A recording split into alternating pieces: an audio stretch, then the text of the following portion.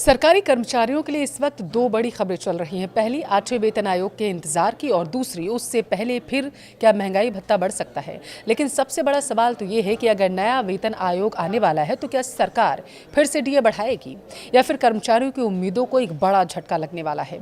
आइए इस वीडियो में विस्तार से आपको बताते हैं। नमस्कार, आपके साथ मैं पल्लवी रविंद्र सिंह।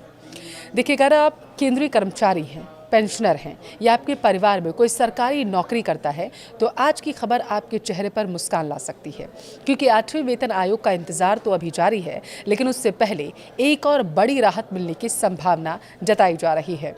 क्या जुलाई 2026 से महंगाई भत्ता यानी कि डीए बढ़ने वाला है? क्या कर्मचारियों को 2% मिलेगा, 3%, 2 या 3% के आसपास महंगाई भत्ता मिलेगा? और क्या 8वां वेतन आयोग लागू होते ही ये मिलने भी लगेगा? इस तरीके के तमाम सवाल सबके मन में इस वक्त चल रहे हैं। तो सबसे पहले देखिए, ये समझते हैं कि आखिर डीए यानी कि महंगाई भत्ता होता क्या है। देखिए, सरकार अपने कर्मचारियों और पेंशनर्स को बढ़ती महंगाई से राहत देने के लिए एक अतिरिक्त राशि देती है, जिसे महंगाई भत्ता कहा जाता है। जब बाजार में खाने पीने की चीज़ें, पेट्रोल, गैस, किराया और रोज़मर्रा के खर्च बढ़ते हैं तो कर्मचारियों की क्रय विक्रय कम ना हो, इसलिए सरकार डीए बढ़ाती है। देखिए, केंद्रीय कर्मचारियों के लिए डीए साल में 2 बार संशोधित होता है, पहली बार जनवरी से, दूसरी बार जुलाई से। हालांकि इसकी आधिकारिक घोषणा आमतौर पर कुछ महीने बाद यानी कि सितंबर या अक्टूबर में की जाती है। फिलहाल केंद्र सरकार के कर्मचारियों को 60% महंगाई भत्ता मिलता है। जनवरी 2026 में सरकार ने डीए में 2% की बढ़ोतरी की थी। अब माना ये जा रहा था कि एक बार फिर से बढ़ोतरी जो है वो देखने को मिल सकती है, जिसके बाद जब बढ़ोतरी हो चुकी थी तो उसके बाद 58% से बढ़कर 60% हो गया था।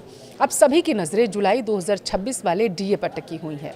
कर्मचारियों को उम्मीद है कि इस बार भी सरकार महंगाई को देखते हुए डीए में बढ़ोतरी कर सकती है, लेकिन सवाल है कितनी। दरअसल डीए तय करने का आधार होता है सीपीआई IW यानी कि consumer price index for industrial workers. यही आंकड़े बताते हैं कि महंगाई कितनी बढ़ी है।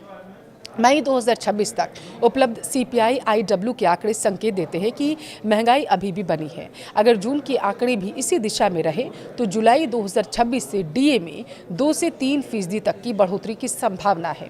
अगर 2% बढ़ता है तो डीए 60% से बढ़कर 62% हो जाएगा, और अगर 3% बढ़ता है डीए तो ये 63% तक पहुंच सकता है, क्योंकि 60 तो पहले ही है।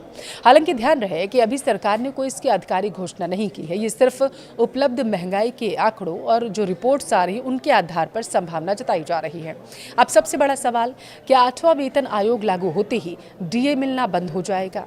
जवाब है नहीं। असल में जब नया वेतन आयोग लागू होता है तब तक जो डीए मिल रहा होता है उसे नई बेसिक सैलरी में जोड़ दिया जाता है। इसे डीए मर्जर कहते हैं। इसके बाद नई बेसिक सैलरी के आधार पर फिर से डीए की गणना जो है वो की जाती है। यानी डीए खत्म नहीं होता, बल्कि नई व्यवस्था के अनुसार उसे दोबारा से शुरू कर दिया जाता है। इसलिए जब तक 8वां वेतन आयोग लागू नहीं होता तब तक कर्मचारियों को 7वें वेतन आयोग के अनुसार ही डीए मिलता रहेगा। सरकार 8वें वेतन आयोग को मंजूरी दे चुकी है, लेकिन आयोग अपनी सिफारिशें कब देगा, सरकार उन्हें कब लागू करेगी, इसमें अभी संशय है। मीडिया रिपोर्ट्स के मुताबिक इसका पूरा असर 2027 तक देखने को मिल सकता है। यानी फिलहाल कर्मचारियों के लिए सबसे बड़ी उम्मीद जुलाई 2026 के डीए हाइक से भी जुड़ी हुई है। अभी 8वें वेतन आयोग का इंतजार है, लेकिन उससे पहले केंद्रीय कर्मचारियों और पेंशनर्स को एक और डीए हाइक मिलने की संभावना जरूर दिखाई दे रही है। हालांकि अंतिम फैसला सरकार की आधिकारिक घोषणा के बाद ही साफ हो जाएगा। आप क्या सोचते हैं, इस बार डीए 2% बढ़ेगा या 3%? अपनी राय कमेंट में ज़रूर दें।